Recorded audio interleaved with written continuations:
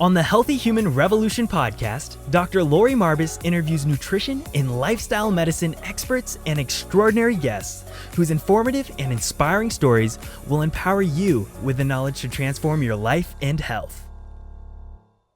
Welcome to the Healthy Human Revolution podcast, and I am beyond honored to welcome Michael Moss. How are you, sir? I'm great, thank you. Oh my goodness, I am just so tickled to have you on the show. And everyone is very familiar with your book, The Salt, Sugar, and Fat. And it was such an eye-opener for me. And now you have a new book called Hooked. So can you tell us what was the inspiration to tackle this yet again? Yeah, it was kind of from the very first question I got when Salt, Sugar, Fat came out, from a reporter in London, actually. And if you recall, I tried to end Salt, Sugar, Fat on a hopeful note, thinking that, knowledge was oddly empowering, and knowing all the tricks that the food companies played to get us to love their products and become dependent on them, we could use that to our advantage to figure out what to eat and how much to eat. And the very first question was from this reporter who said, but Mr. Moss, you write that, but isn't this stuff you're talking about addictive like drugs? And I kind of started backpedaling because, if 5 years ago you had said to me that Twinkies were as addictive as heroin, I thought you would be out of your mind. I mean, that's just kind of not what I was thinking was real. And so, but kind of the way he phrased that, and then something else happened, which is shortly after the book came out. I got the strangest invitation from none other than Nestle, the single largest processed food company. Yeah, I know. I thought I had tormented them, like anybody else in the book. As I recall, they have the Hot Pockets brand, and I think I called that a poster child for mindless eating or something like that. But here they are on the phone going, Michael, we'd love to have you come talk to our annual gathering of 60 research and development officials from around the world, because we're trying to do the right thing by consumers. And we need you to tell us all the bad stuff we've done in order to, concentrate on doing the good stuff. So, I'm a little skeptical. And of course, I have to pay my own way to Switzerland because I'm a journalist and Oh, wow. you don't take anything. But I was glad to do that because I also wanted to sort of see what they were up to. And I spoke to them. I gave them, the Cliff Notes version of my 90-minute Salt, Sugar, Fat, Hook speech. I got some polite, applause. And then I spent a couple of days with them. They were showing me how they were cutting back on salt, sugar, fat. But when I said to them, okay, great. I mean, you were adding so much before. It's really not that hard, right? But what are you doing to do what, all nutritionists are sort of telling us to do and urging you to do, which is, are you stuffing these Hot Pockets with broccoli rabe and broccoli and Brussels sprouts? And, I got this kind of blank look from them because that just goes against everything that sort of ultra processed food is. It's inexpensive, it's convenient, it's like, wow, in the brain, yummy. And they're really struggling with that. And so I came away from that also sort of thinking, wait a minute, they're cutting back on salt, sugar, fat. I've been kind of harping about that for a while, but maybe there's things about these products that aren't on the label that are driving us crazy and controlling our eating habits. And that became kind of the quest of Hooked, which was to pursue that question. I mean, are foods addictive like smoking and alcohol and drugs in some ways? And if so, can we learn any lessons from those substances that might give us a better understanding of what these food products are doing to us and how we can deal with them? There's so much there. But I could tell you, as a physician for over 20 years, I have had patients tell me that it started in childhood and that they would sneak food, they hide food, they still do. They would wear wigs and go to other, junk food stores or convenience stores to buy these things in the middle of the night in case someone saw them. I mean, if that's not addictive behavior, I'm not sure what is. Yeah. it's phenomenal to me that we haven't just upgraded this to a food addiction, and on the scale of where physicians are like, you have food addiction, do this, this, and this. Um, Right.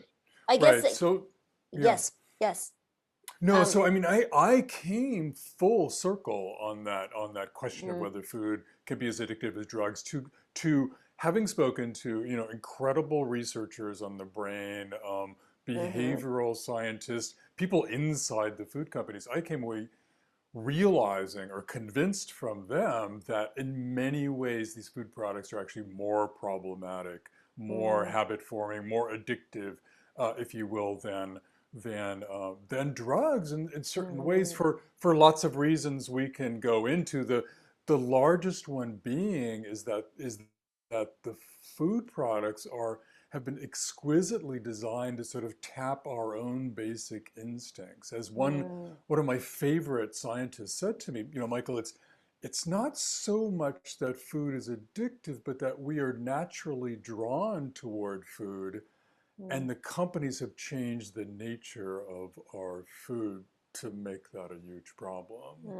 Absolutely. So I guess we'll kind of just let's go back up a little bit so people who are listening can understand what would you consider the definition, the classical definition of addiction, and then where can we see that actually fitting in with the fast food?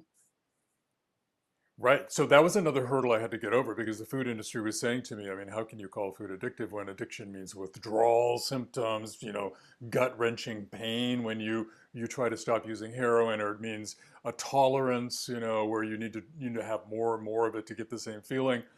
But over time, drug researchers realized that drugs work in various ways, alcohol and tobacco as well, so that there are some very powerful narcotics that don't involve withdrawal symptoms, that don't Mm, involve tolerance. They affect us differently. mm, And the real moment came for me in understanding how the definition has changed, was when none other than the chief executive officer of Philip Morris in the year 2000, at the time when the largest tobacco manufacturers in the world, also one of the largest processed food manufacturers in North mm, America, right? It was Philip Morris that bought General Foods back in the 80s, and then Kraft, and then Nabisco, the maker of Oreos and other cookies. mm, And for decades, that company and the other tobacco companies just flat out denied that smoking was addictive. The heads of their companies got up in front of Congress and swore smoking is not addictive, tobacco is not addictive. Well, in 2000, Philip Morris completely changed its mind on that, acknowledged that smoking was addictive, and in a legal proceeding, the CEO was asked, "So, what's your definition?" And he goes, "My definition of addiction is a repetitive behavior that some people find difficult to quit." And I mm, almost choked when I heard that, because that certainly applies to, you know, many of us and our relationship to Philip Morris's, not only their cigarettes, but their food products, their ultra processed food products. So I thought that, and mm, that's the definition that I've carried through the book in looking at this whole issue. mm. Absolutely. It's interesting because I actually started the Health Human Revolution podcast because one, I could see patients who would do amazing things and walk away from 40 years of habits and change their diet and lose this Right. weight, reverse these things. I'm like, well, why can you do it and someone else can't? And Yeah, that that's such a huge question. it's a fascinating. I love to talk to people about like, why were you able to help me understand so I can help my other patients? And like you said, it's such an individual process. It's fascinating. Um, And the other aspect of that too is that there are people who can use heroin, smoke, tobacco, alcohol without losing control. Just one little story. I met the former general counsel, the chief lawyer, top lawyer for Philip Morris, right? At the time when they made cigarettes and Oreo cookies, he was a casual smoker. He could have one cigarette during a business meeting, put the pack away, and not take it out, not have any mm, desire to take it out of his pocket until the next day. But mm, he would not go near one of his company's bags of Oreo cookies for mm, fear of losing control and eating half the bag. mm, And so that's another parallel that you have in food. Some people aren't bothered. some people in the spectrum of addiction is a spectrum with extremes on both ends. And some people can handle a bag of Oreo cookies and some can't, just like some can handle or aren't affected or aren't as vulnerable. And that vulnerability, of course, as you know, can change from hour to hour, day to day at different points in our lives. Absolutely. And I love that, because you talk about the Philip Morris gentleman in your first chapter, and it really is like, oh my goodness, it's just, and if anyone hasn't read Salt, Sugar, Fat, they really should, because honestly, I have quoted so many times some of your part of the book is like, and listen to this, and then try to get patients almost riled up, but it is interesting. I had a patient once, this one always helps me explain to patients the understanding of the addiction process of what they're going through with the food. And he had a cigarette smoking habit, 2 packs a day, a true patient of mine. And I said, I'm always trying to get him to quit. I was talking about the health things and all these, factual stuff, which is useless.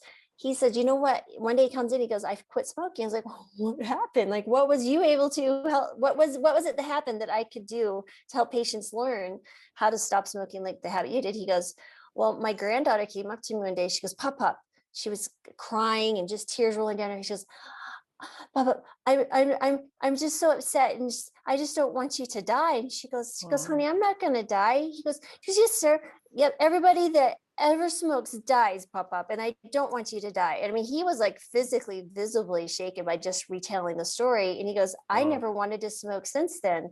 And it's really interesting. So I think there's an emotional component. There's just so many parts of that to unpack with each person. But that always broke my heart to think that his granddaughter had to be the one, if there was just some other way to relay that message to someone to understand.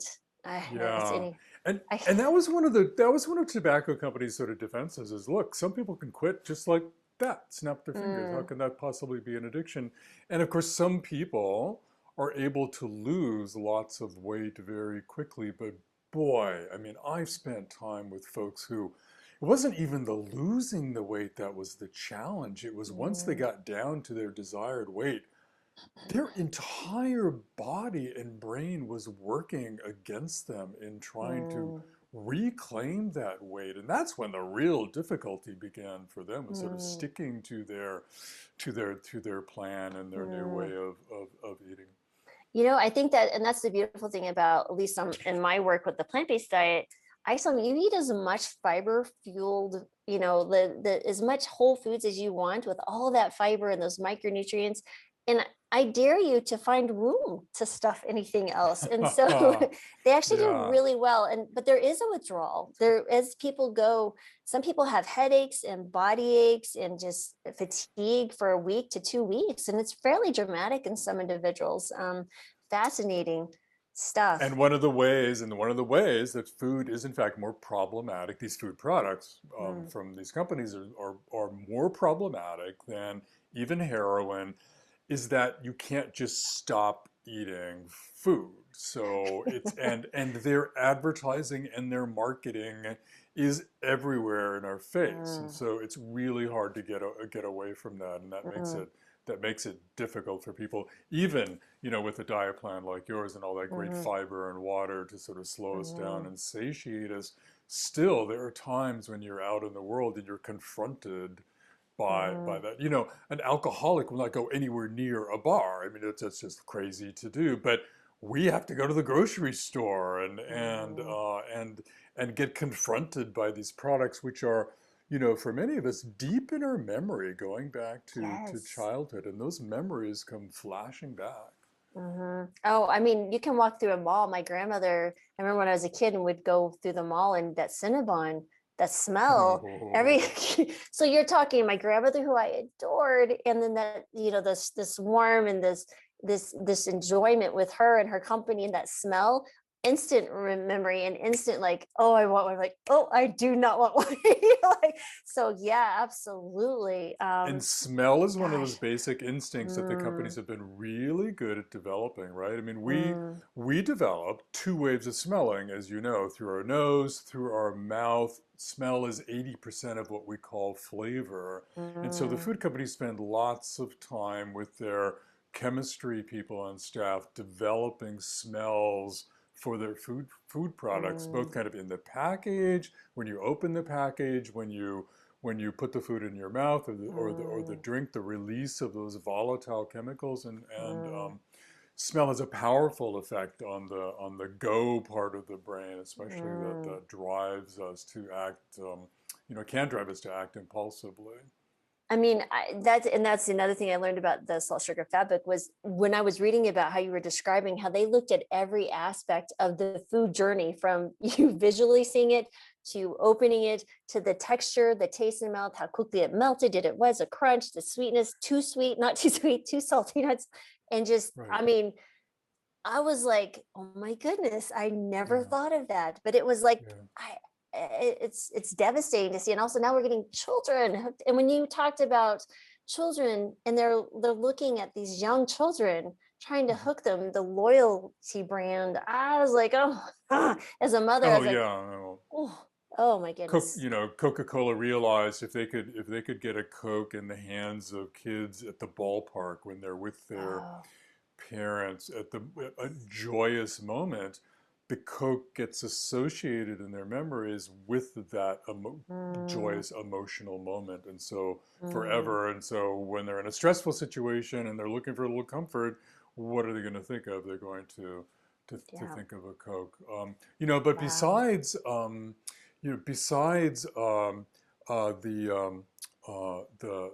the smell of the food, I mean, I was just kind of blown away by the fundamental things that we are kind of naturally, we're naturally built to like. I mean, we love inexpensive food because, Mm, if you think about it, back when we were in hunter-gatherer societies, the goal was to have the least amount of energy expenditure to get your dinner. And so instead of chasing down an impala, we're going to like grab an aardvark, which is an easy dinner. And so by nature, we're drawn to food that's inexpensive. And the food companies are all about making their food as mm, inexpensive as possible, which these days is still too much money there's so many of us hurting financially. I don't want to make light of that, but mhm. there are now big box stores selling food less expensive than Walmart. And you see luxury cars in the parking lot because people Wow. get excited about a box of Pop-Tarts that's 10 cents less than the store down the Right. street. We love variety. Um, Mm, because if you think about it, we, as humans, we're able to populate different parts of the world with different available food and love it, you know, even if whale blubber was the only thing we had to eat. And so the companies, knowing we love variety, instinctually mm. have worked on that in the grocery store. And that's why you go to the cereal aisle, you're going to see 200 versions of sugary starch.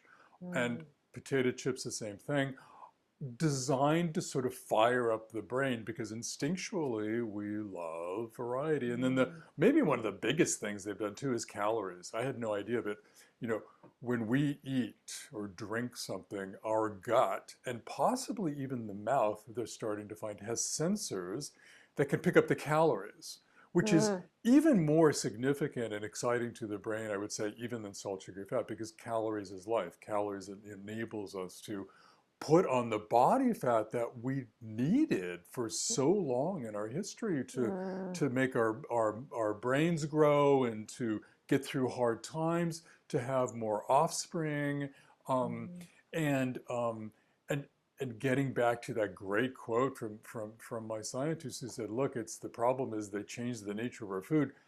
That's the hallmark of ultra processed food, is that they've packed in the calories into this sort of dense little package so that when you eat it, you know, the stop part of your brain, the thinking part of the brain, that the executive function that says, hey, wait a minute, Michael, I think you're getting too much of that, it doesn't have a chance to catch up with the go brain. And before you know it, you've eaten Mhm, far more calories than you should in the entire mhm. day.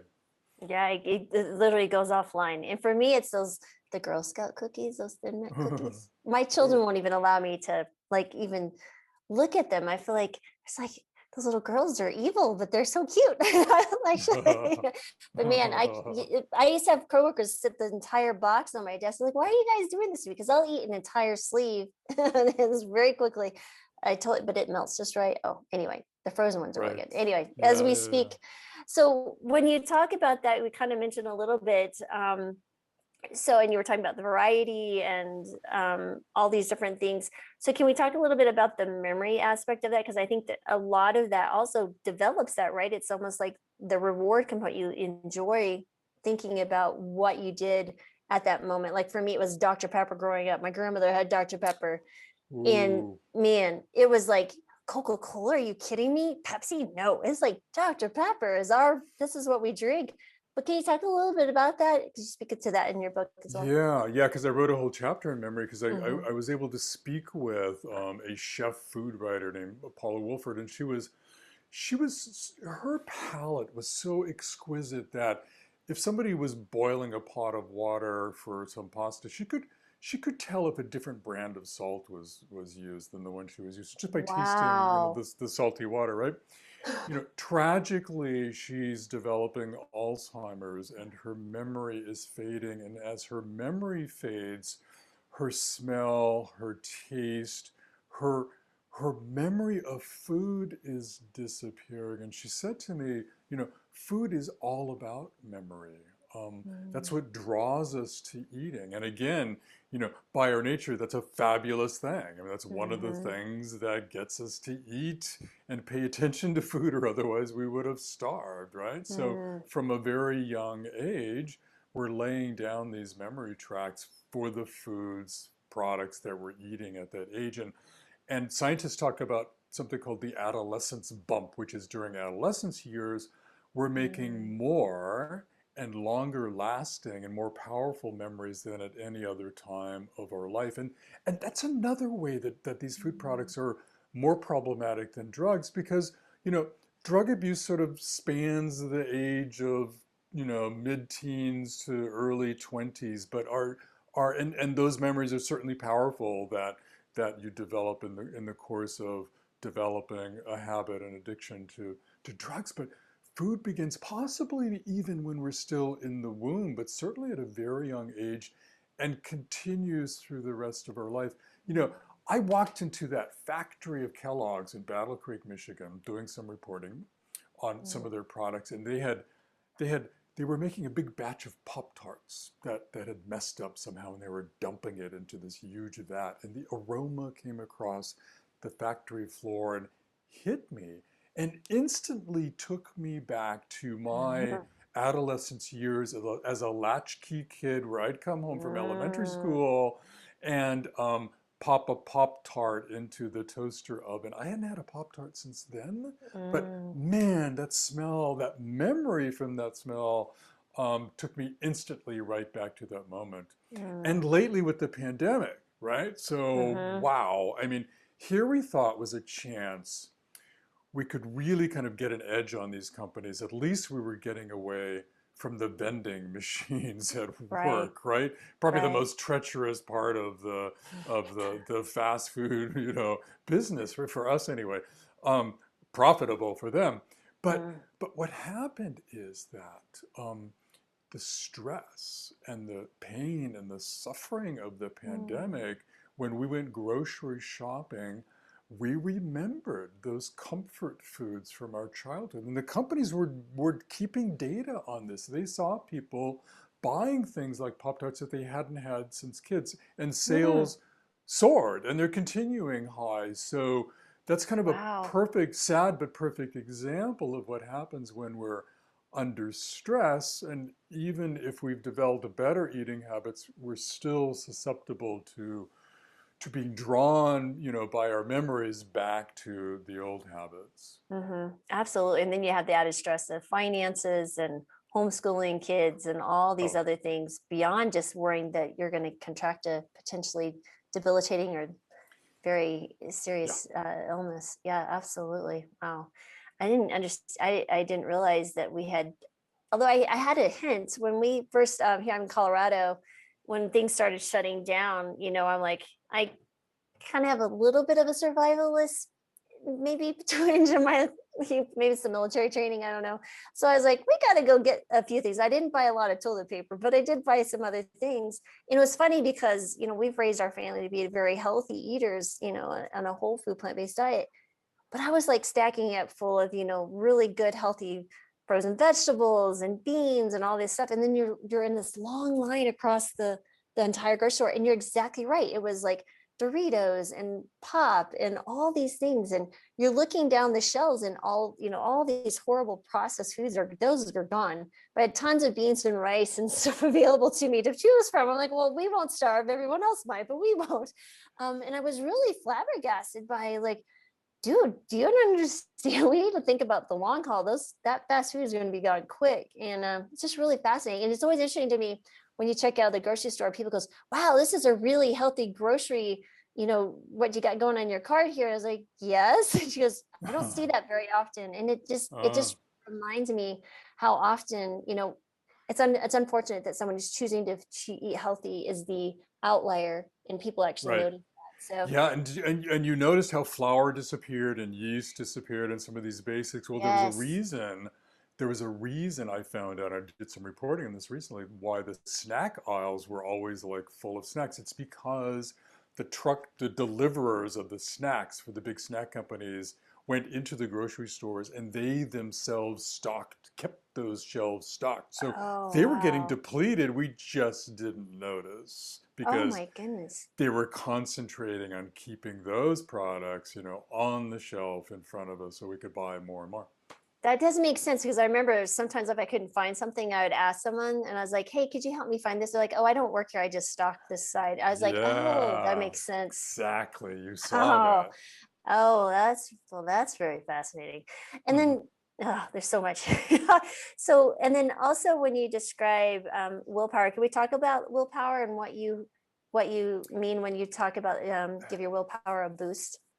Yeah, so maybe we can talk about in the context of speed, Mm, which is another problematic area for food. So mm, one thing I learned from researchers who studied drug and drug addiction is that the faster an addictive substance like alcohol, tobacco, or narcotics gets to the brain, the more apt it is to lose control or send you these powerful signals that cause you to desire and lose control. So speed is like a key thing in mm, addictive substances. And I mm, came to realize that there's nothing faster than the groceries we're talking about and much of the mm. food you'll find in fast restaurants. In fact, the whole term fast food took on a whole new meaning, and I'll give you an example. So there were some experiments quite a while ago where they sat people down and said, we'd like to know how fast you taste sweet. So they put a dab of sugar on their tongue and asked them to press a button when they tasted the sweet. And of course, flavor happens in the brain. But so what happens is it's a little bit of a trick that food plays. But when it touches our taste buds, it sends a signal through our nervous system or through our neurological system rather to the reward center of the brain. And these subjects, they were timing them with very precise clocks. Um, Dab on the tongue, they were pushing that button in just a little over half a second. That's how long it took Wow. for the signal from the sugar to go to the brain and then the brain to send the signal back to the Wow. finger, which could have been your hand reaching into a bag of cookies, right? Same Mm, same sort of thing. But um, compare that to like smoking, which can take as long as 10 seconds to hit the brain.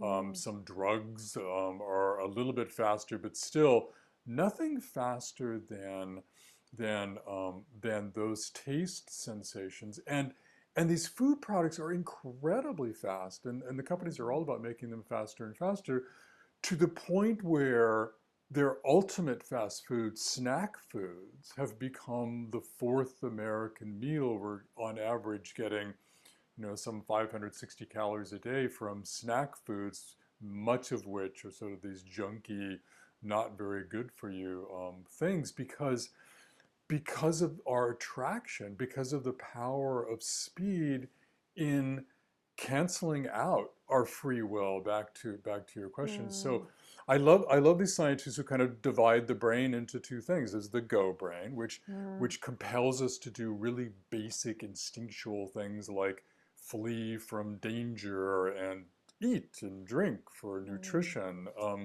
And then there's the stop part of the brain, typically, considered to be in the frontal cortex, um, executive powers, willpower, thoughtful, rational thinking. And what happens with addiction and substances that cause us to lose control is that, they ignite the go brain so quickly and so powerfully that the stop brain that wants to say, hey, Michael, I'm not really sure this is a good idea what you're doing here, doesn't have a chance to wake up and put the foot on the brake.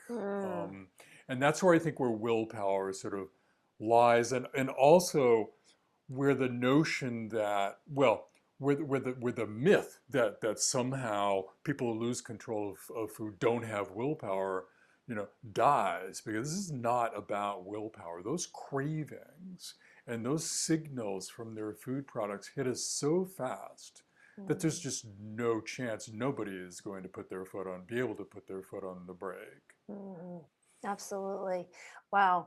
And it is interesting. Are you familiar with Dr. Judd Brewer and his work, The Craving No, Mind? I'm not. No, You I'm might not. might really enjoy it. He's a he's an addiction psychiatrist. He's a good friend of mine at Brown University. And he wrote a book called The Craving Mind. And then he also developed these apps. And that's how I found him. I had a patient who told me about the Craving to Quit app. And he had in his research 40% decrease in cravings by people using this mindfulness approach. And I was like, wow, okay. So then he has this one called Eat Right Now and Unwinding Anxiety, which he speaks to emotional addiction in the sense of worry and making that a habit. It's very fascinating. But the Eat Right Now app was about food cravings and being able to step out of that go get it mind, where you turn off your executive thoughts. And it was really incredible to see his research. And I just loved talking to him. I learned so much. But there was a just kind of going back to the mindfulness stuff, and just a quick story, which is interesting because you're right. I truly believe that willpower is not I run out of willpower by 8:30 in the morning. Like, there's too much to do. There's always like this small amount. But there was a lady, her name is Dotsie Bosch, and she was she won I believe a silver medal in cycling in the Olympics. But before she did that, she had a heroin addiction and a fairly severe eating disorder. And, I thought it was wonderful. She's a plant-based athlete. That's why I originally, was introduced to her. But I was like, I'm actually more interested in how did you overcome your addictions? And she just kind of nonchalantly said, oh, I just quit over a few months. Like, wait, hold it. She basically said I started working with the therapist, and the therapist made me buy these blue dots, and she made me put them on things that triggered this habit loop in my head. And I know Charles Duhigg wrote some words for you there, but I was like, I love his work too, but that was just really cool is what happened. She goes, she made me stop. She goes, I had the choice to keep eating or doing the habit of what I was going to do, be it vomiting, with the bulimia or whatever drug. She goes, but I had to stop for 30 seconds and ask myself just these curiosities, using curiosity as, bringing the thinking mind back on. And it's a dopamine reward, apparently, even of itself, being curious about something. And she goes, after a few months, at first I just did. I was like, I did my 30 seconds. She was over after a few months. She goes, I just didn't want to do it anymore. And it's really fascinating work. Yeah. And I'm not surprised it took a few months, because it basically have a lifetime of developing the habits we don't have and sort of turn those around. I think that's one of the difficulties for people, is that they think it can happen. Well, maybe they don't think it can happen quickly, but it's hard to pay attention to your plan, your new plan for that long a period. But kind of what we're talking about is kind of this question too, like, how do we change how we value food? Because the companies are all about imposing their value on us through the advertising and the marketing and our habits. And how do you go to, a Starbucks? Well, we used to go to Starbucks, but and see the pastry counter and look at those pastries not from a perspective of, wow, how great that's going to taste in the next 3 minutes, the flavor and the smell and the texture and the mouthfeel of the fat and the bliss point of the sugar, but Mm, how is that going to like be in my body for the next, mm, week? Or how's that going to make me look in a bathing suit in the summer? mm, And how's that going to, what's that going to be like 10 years when I get mm, the heart doctor looks at me mm, and so how do you change? And again, sort of the impulse, the immediate gratification is right there, and it's so difficult to kind of look down the road. But I think mm, there may be ways we can train ourselves to mm, change how we value food. mhm. Yeah. Yeah, I have, yeah, absolutely. There's two things that come to mind. One, the mindfulness approach allows patients to tap into the memories of how they felt after, like they eat well and then they don't eat well. They have physical symptoms. The emotional component of not eating what they choose. But the other one was I work with a lot of diabetics, tons of diabetics, like Mm-hmm. 95% of my patients are diabetic. And I use what they call a Mm. continuous glucose monitor. And what it is, it's a small device that is attached to your body. And you have instant feedback, basically, on Like what food a is little doing. electroshock. Yeah, but it's telling them what their blood sugar is doing. And I've actually worn these Oh yeah. things myself because I love being the self-scientist and N of one. Oh. Um, but it was fascinating to me. And I love it because I can connect to their device and I can see 24 hours of blood sugars week on week on week.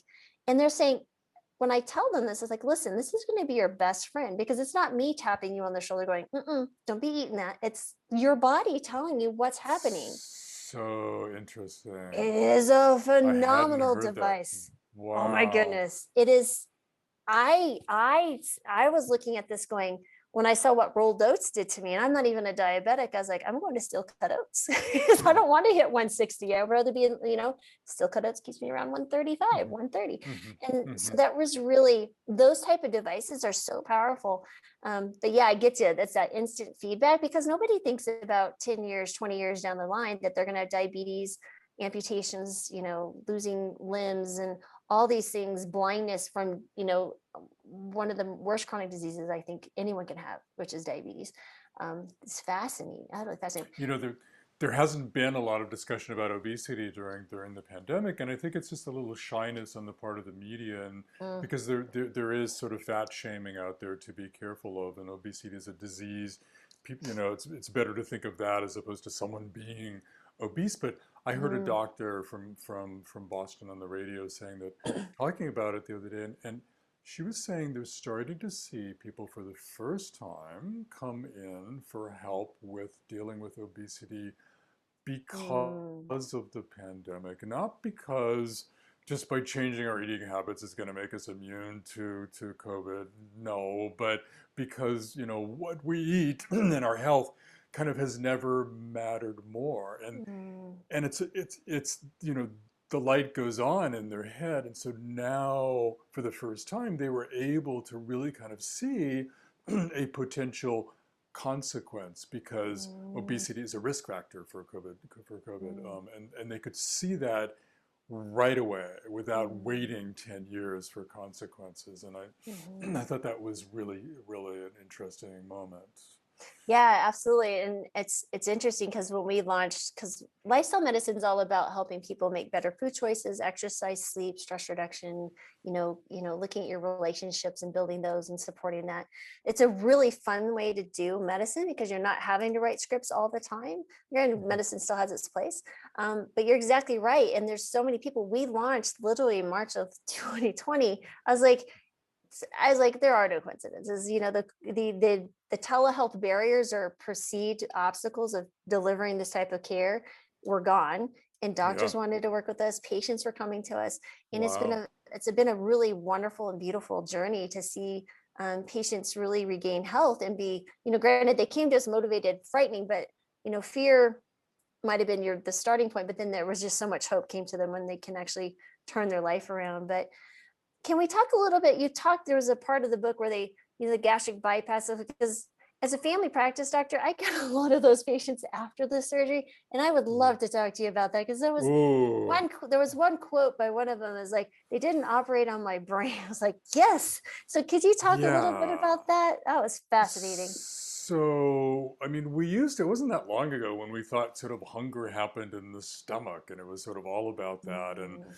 And back in the 60s, the gastric bypass, was developed as a means of helping people as a last resort when nothing else was working for them to lose weight. And so, there's lots of different methods, but basically it's as you know, it's shrinking the Mhm. stomach to sort of a very small pouch. And a number of people, and I've forgotten the exact percentage now, will have the surgery. Well, overall, the surgery can be kind of incredibly successful to a certain extent. People will lose Mhm. as much as, I think, on average, 30% of their body weight, which sounds great, is great. But if you're obese, clinically obese, 30% may well still leave you at obese. And what happens is, for a lot of people, is they plateau out. They stop losing weight and even maybe start um, gaining back a little bit of the weight that they lost. And in trying to figure out why, sort of researchers sort of settled on this notion that, and realizing that the stomach is only sort of part of the equation. Mhm. Cravings, addiction, hunger happens in the brain too. And the Mhm. brain is sort of still getting those signals from whatever's left of the stomach or the rest of the gut that wasn't touched. We're Mhm. not really quite sure what. But people who've had that surgery, and there are some 200,000 in the country every year who have it, Mhm. some of them will develop the cravings that they had even before the surgery, and becomes problematic. And there was one Mhm. gentleman who said, you know, great, thank you, but the problem is you kind of missed the mark. You By focusing on the Mhm. stomach, you forgot about my brain. Mhm. Yeah. And that's exactly right. It's funny because when I get this patient, so they've had their surgery and they're done, but now there's all these consequences, right? So there's decreased absorption of certain very vital nutrients and vitamins. There's Sure. scarring, chronic pain. I would say 20 to 30% regained their weight back, or a significantly larger portion of that. Now, I'm not saying that that's not a successful for some, but you also mentioned in your book as well, and I'm aware of that now there are children who they are recommending this surgery for. I was like, Mm. why are we in this position that we have to recommend changing someone's anatomy because of the system and the environment that we have? What should we do as people who don't want to be confronted with these potential serious choices because we live in this food environment that's it feels like we feel victim to, or we don't have control? What can we do as consumers? What can we do as doctors? Or just what can we do? Mentioning children, I mean, that's the first focus, right? Is sort of Mm, helping them avoid developing bad habits, because it's easier than trying to fix bad habits after they're already there. I mean, if I was yep. king for a day, I would, have every school have a garden, not just to Mhm, kind of feed the kids, but to get them excited about something mhm, maybe they've never seen, like a radish. And then mhm, you'd want them bringing that radish home and showing it to their parents and getting their parents excited. Then you'd want mhm, their parents to be able to go in the grocery store and find a radish, a fresh radish, mhm, and not pay more for it than a frozen pizza. And so, you need to kind of rejigger the agricultural system, because the mhm, vast majority of research and development and acreage is going into growing field corn and soybeans for these fast food products that mhm, we're talking about, and so little goes towards the fruits and the vegetables that your mhm, patients are now eating more of. And so kids, right? Focus on mhm, the kids, but it's such a complex problem, the food environment. And again, the other way and one of the things that threw me initially in looking at this question, I mean, can we really look at these products like heroin? mhm, Um, Heroin will excite the brain. It will trigger more dopamine rush in the brain than food. But mhm, as Nora Volkow pointed out to me, she's the head of the addiction research arm of the NIH. She studied drug and food addiction. She pointed out to me, food doesn't have to excite the brain as much as drugs to get us to act impulsively, because it's everywhere and it's cheap mhm. and it's legal. So that's kind of what we're up against is kind of that whole food environment, not just these products. Mm-hmm. So is there any solution for, because let's say we're parents and I liken it to curiosity as a superpower, which my friend Dr. Jed Brewer, that I mentioned earlier, coined. And it's absolutely 100% true. If you can harness a child's innate curiosity about where's their food coming from, this food journey, it tastes good. Wow, this is really cool. I can watch it and grow it. I did that. I helped that grow. Like you said, that's a beautiful way to do that introduction. But you can grow, like my kids when they were little. I don't know if your kids, they had those little lima beans and they put them in a bottle and they add water on a little paper towel and it Yeah. sprouted. I think every child's ever done that. They were so intrigued by that, but it's exactly right. So how can we, who should we be contacting? What, is there anything we should do? Should this be a ground, kind of a grassroots effort? Where Yeah, I should mean, we go? I would love to say that, there's hope that the food giants can play a meaningful role in going forward, but Mm, look what they've done in the last few years. I mean, mm, under pressure from us, mm, as for a while there, we were eating less of their junkier products. They panicked and they responded by cutting back on salt, sugar, fat a little bit. Okay, mm, great. But then they started doing things to lull us into thinking their products were okay now, adding mm, a little bit of protein, a little mm, bit of fiber that really wasn't the kind of fiber that really helps you in any way, right? I mhm, was astounded to learn that so much of the fiber in the nutrition facts box of these products is like mhm, nonsense. mhm, And so I don't think we can wait. I mean, mm. food has never been more important than it is now to us. So, Right. so I think it's on us Mm, to learn what the companies are up to, and kind of mm, figure out ways to help ourselves and our families. And it kind of depends where you are in that spectrum of mm, disordered eating, if you will, mm, whether it's one end with real eating disorders, and or the other end of just kind of being troubled and missing the love and the ritual of sitting down to mm, a meal made from scratch with your family. And so mm, depending where you are in that, I think sort of dictates kind of how you approach it. With our kids, it became wanting to have a conversation about food with them, not to preach to them, because mm. the government's been preaching to us to eat more vegetables for 30 years, and what good is that? I once did a story at the New York Times about where I went out and got an advertising agency to create a fictitious campaign for none other than broccoli, because one of the inequities in the grocery store is that the produce aisle doesn't get any marketing, it doesn't get any advertising, right? It's sort of up to us to like it or not, and there's no encouragement by the Yes, yes. farmers to and but the very first thing this ad agency did was they decided was there's no way we're going to tell people broccoli is healthy. That will they'll turn off the TV. They're gonna look at that advertisement. We're gonna make broccoli fun or interesting or psychotic or have some real in fact they came up with these ads where broccoli was fighting with kale, which was totally hilarious, right? So it didn't, the kale people didn't like that too much, but in fact one of the lessons from the soda aisle that I got from Coca-Cola was that they would do advertisements picking, Coke would pick on Pepsi and Pepsi would pick on Coke. But all boats would rise in the soda aisle. People got excited, and soda drinking, for both, companies would go up when they'd come up with one of these Interesting. brilliant advertisements. So anyway, that's just a long way of saying that. Yeah, there are probably things that even some aspects of agriculture can do to get us to draw us toward and nudge us toward eating healthier food.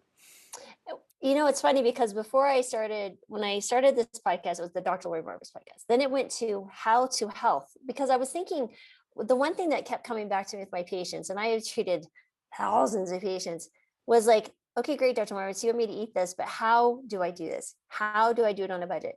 How do I make my kids eat this? How do I handle social situations? So I started creating ways and looking for things to help them figure out how to do that. And that really is, I drove into the habit formation and your work and Dr. Charles Duhigg and all these different things. And I'm just trying to absorb as much as I can to be a better doctor. But what was interesting when you said the broccoli was fighting the kale, I was like, I found this one study and they showed that in a cafeteria, and it makes sense because you look at cartoon boxes, right? Cereal boxes, and they have cartoons on them. They're attracting kids and they're putting them at the lower eye level. I mean, I have an MBA and I was like, oh, yeah, I get this marketing. I get it. But what was interesting was they put these little, like, I can't remember if it was carrots or whatever, and they made it like a superpower, and that like 40% rose, and it was the same carrot rose. So I created like these these are my creations. All right, so this is karate kale, and there is melody mushroom. Oh, that's fantastic. Atomic apple. And I could not help but not show you, but that's broccoli. And and that'll work. Yes. And I created that is so amazing. Cookbooks, everything. I tell you, and it's been amazing. It's fun I made it a cookbook. I gave directions on if your child's 2, if they're 4, get them to do this. And it's worked. And you're kind of getting them hooked on better eating habits. And people used to look at drugs as grabbing us through the threat of pain, right? The withdrawal. Right. But increasingly, I think scientists have looked at it a different way, and they look at addiction and drugs as a seduction. That they're coming at us with those feelings of pleasure, and that can translate to good habits too. And so maybe that's a way of sort of looking at it with better eating habits. How can we make better dinners more interesting and seductive to kids? And one of the thoughts that I had was, one of the things that the food giants have stolen from us is kind of like the language of food, because a lot of their packaging and their advertising is, if you look at the language, it's really, really interesting. They're telling stories to kids. Those cartoon characters on the cereal boxes are all about sort of telling stories to kids. Well, maybe there are ways we can reclaim language just in the way we talk about our food. And so, there was one chef who created a pasta for somebody, and they had an amazing night that night and did something fabulous. And forever after, they referred to it as the lucky pasta, right? So I mean, just imagine if you had, just your regular old Thursday night dinner somehow got associated with one of your kids winning a baseball game or something, and that became like the home run lasagna or whatever you want to call it. So, so maybe even something as very simple as the language of food is something that we can steal back from the food companies and use for ourselves. You know how in menus are very, they talk about, in the language that they use in describing menu items is a real craft and art to doing that. Well, you're not making menus for your home meals, but you can talk about and engage kids in a conversation with language. Yeah. Well, why can't you make menus? I think that would be brilliant. So you could. Yes, like I think it's a great idea. I'm willing to try anything. But it's interesting. I love that you're describing the language, because language, obviously, you as a journalist, is the story element, which is where we connect that emotional connection. Yes. Right. Which will allow us to create new memories, which again goes back to the smell and everything. Because my mom, she's menthol, like a Vicks vapor rub all the time. She's always like, I don't know if it's just allergies, whatever. But whenever I smell that, I was like, instantly see my mother in her robe on her bed. It's like, oh my goodness. But maybe that's how we approach this. Is like you said, I really like that spin on like, let's start talking about food. Is like, oh, it's healthy for you, eat it. Like, what does that mean? But it's like, what can this do for you? The benefits, like, advertising, like the used car salesman is going to say, he's going to say, speak differently to the mom trying to sell him the Volkswagen versus, the teenager. They're going to have it'll be the same car, but they're packaging the message differently. It's just really fascinating. And as we got away from cooking, we're kind of losing some of those family stories about food, but maybe there are still Mm, relatives, great grandmother made the most amazing spaghetti sauce. Let me tell mm, you about that. And so mm, associating, lovely family members with certain foods too can help mm, us develop that story of food for ourselves instead of these fabricated stories that the companies give us through mm. marketing. Mm. It's funny because I just posted on Instagram the other day, and we're talking about memories of food. And my grandmother used to cut up. Oh, you can tell my grandmother was a big part of my life. She used to cut up tomatoes and serve them as a side dish to dinner. And I always thought that was so intriguing as a kid, but they were always so good because they came from her garden. I was like, oh, they're just so delicious. Mm. Oh, And we had gotten some. We use Misfit Markets. They send you we're trying to help decrease food waste, and they send you the rejected, but they're still organic at a 35% discount. You should check them out. Misfit Markets, great plug. Don't get anything, but they're amazing. Anyway, I got these Roma tomatoes and I cut it up, and I was like, I suddenly had this instant memory of my grandmother mm, serving these tomatoes as a side dish to many a dinner. mm, And she's passed on 15 years ago, it's many years ago. But and it just flooded me also. Then all of a sudden, when she was there, she'd buy all of our school clothes because my parents didn't have a lot of money, and she'd bring us food when my parents didn't have enough money to put food on the table. And she was there, mhm, telling me I could do something when someone else couldn't. I was the first to go to college, mm, and all those mm. incredible memories of just the human she was, all wrapped around a slice of tomato. And Yeah, it was really fun. And I think that's right. We're getting out of the kitchen, and look at all those memories that are developed in the kitchen. right. That's Instead of having a sports celebrity hawking soda to kids, developing that kind of memory association. Yeah, Yeah, yeah. Maybe we need that's to the way to have fight. this. Maybe have him in the guy in the kitchen cooking with his mom and saying, "Yeah, this is good. You guys should be in the kitchen with your mom." There has been an attempt to get some Oh, athletes to promote produce in a oh, really sort of cute way, but powerful way as well. And I haven't seen much of it lately, but that would be totally fabulous to have oh, celebrities and famous people, um, yeah. promoting the things they probably eat themselves too. Yeah, Really, absolutely. when it, mm. Absolutely. Oh my goodness, this is fantastic. Is there anything else? I know I'm taking up quite a bit of your time. Is there anything else that you feel is a really important message that maybe we didn't cover that you'd like to share that is kind of showcased in your book or anything there?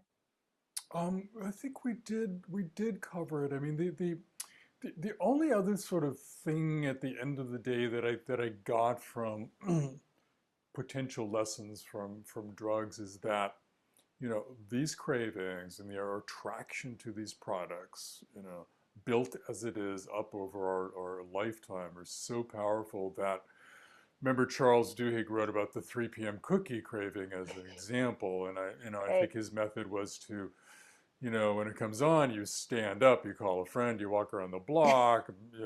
For me, it might be like having a handful of nuts. But if that craving, what I learned from drug experts is that craving's really strong. You better be doing whatever your plan is at 2:55 before Mm, the 3 o'clock craving comes on again, yeah. because if you're really in the throes of that dependence on that product, like so many of us are, that go brain is going to be fired up and going, and you're just not going to have the will. The willpower is just not going to be there. It's not going to be there for Mm, anybody. Sort mm, of, raise your hand and stop yourself. And so, thinking ahead, mm, planning, right? Those, where are my weak moments of the day going to be, mhm, and what can I do in advance of those mm, to ward them off? That may be just the thing to sort of help people, give people enough time to develop the better eating habits mm. that they want to do, but for this interference of these cravings, have trouble sticking with that long enough to develop those new habits. Yeah, It's exactly just right. it's just a thought. No, I think it's great. I loved you identify the habit like Charles Duhigg did. I love his story about the 3 p.m. cookie. Um, but it's very true. Are you familiar with BJ Fogg? Yes, Yes, the fog behavior model. So I right. again, I stalk these people and like I need to learn what you're doing because I really need to help my patients. what was interesting is I took his boot camp, right? So it's a 4-hour per week for 4 weeks. It's like a group of 12 of us. And of course he was in Maui. This just happened last summer during COVID. And I just absorbed it all. And I was so fascinated. I got to interview him here as well. And I actually draw out, his behavior model and showing how those behaviors have to have the motivation, the ability, and the prompt to actually occur. And that's actually been really powerful for patients too, to just understand behavior design, understand habits, to understand. And so they understand using, Judd Brewer stuff on understanding you can halt for that moment and still decide. So yeah, I think that's great. And then you're bringing in the element too of I call them Frankenfoods personally. So the judge, I wrote about, that came from. I wrote about one of the teenagers who sued McDonald's for making them overweight in the beginning of the book, and the judge in the case was so struck by the case, he started describing these foods as Frankenfoods. We don't really kind of know all that's going on in them. Yep, absolutely, 100%. Wow. Well, thank you, Michael, for so much. I almost said Mr. Monster. Michael, but I really appreciate your time, and thank you for taking a stand when it's not always a popular thing to do, but there are people like me who are rooting you on, and I just so appreciate your work. And you just you're doing work that we don't have access to until we can read it, and you put it in a place where we can. It's so engaging. That. I mean, that's far too much. I mean, I'm a journalist, and that the best we can really do is sort of try to level the playing field for people and just sort of give them information to make decisions. I mean, you are doing the real work, so thank you so much for what you do. Oh, well, I tell you, it was such a delight to meet you. And again, like I said, I've been a fan for so long, and I really appreciate you. And I can't wait to see where the book soars to. And just thank you again for all that you do. Excellent. Thank you.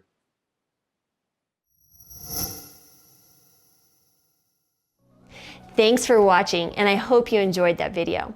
Before you go though, please hit the subscribe button and the alert button so you will be notified whenever we upload any new videos. On Monday, we upload the Healthy Human Revolution podcast. Now, if you'd rather listen to the podcast, you can find it on all the major platforms, such as iTunes, Google Play, SoundCloud, and even Spotify. On Tuesdays, we upload the Doctor's In. This is where I answer your questions. Thinking of that, could you please comment below any questions you might have about health or wellness, or any topics that you would like me to cover? Now, if you're looking for more resources on how to start a plant-based diet, sustain a plant-based diet, exercise, recipes, anything regarding wellness, we've got you covered. Check out healthyhumanrevolution.com. And again, thanks for watching.